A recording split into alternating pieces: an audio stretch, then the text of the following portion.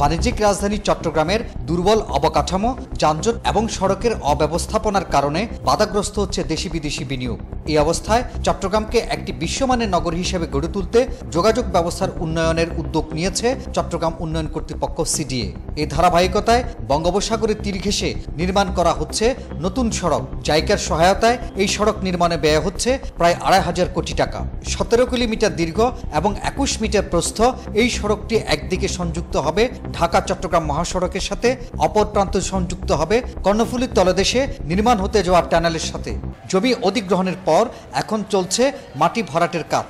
সড়কটি নির্মিত হলে চট্টগ্রামের যোগাযোগ ব্যবস্থার আমূল পরিবর্তন ঘটবে বলে মনে করেন এই নগর পরিকল্পনাবিদ। এটা দুটি পারপাস সার্ভ করতেছে। একটা হচ্ছে চট্টগ্রাম শহর প্রতিরক্ষা বা সাইক্লোনিক সার্জেসের এগেনস্ট এটা একটা প্রতিরক্ষা, আরেকটা হচ্ছে সেটা একটা রিং রোড যেখানে থরোফেয়ার মানে প্রধান ইয়েগুলি যানগুলি যেগুলো অন্য জায়গায় যাবে শহরকে বাইপাস করে তারা চলে যেতে পারবে, এবং সেই সেন্সে এটা খুবই ভালো কাজ হচ্ছে।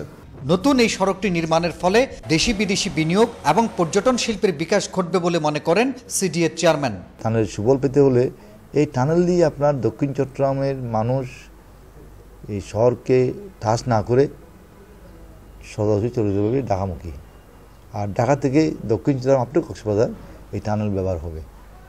টানেলের যোগাযোগ কারণে পোর্টের সাথে শহরের যোগাযোগ ব্যবস্থা বৃদ্ধি পাবে, আরও সুন্দর হবে, সুগম হবে। এছাড়া চট্টগ্রাম মহানগরীতেও যানজট কমবে বলে মনে করেন নগর পরিকল্পনাবিদরা।